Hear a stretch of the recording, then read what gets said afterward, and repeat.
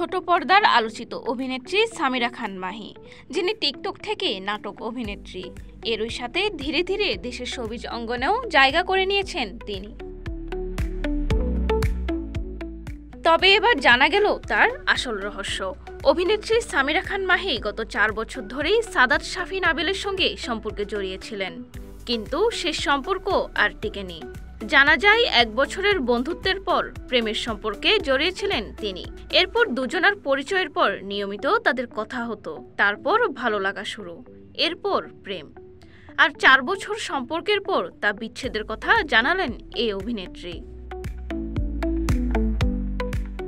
বর্তমানে সম্পর্ক ভেঙে যাওয়া থেকে শুরু করে বিভিন্ন কারণেই ক্লান্ত বিধ্বস্ত এই অভিনেত্রী।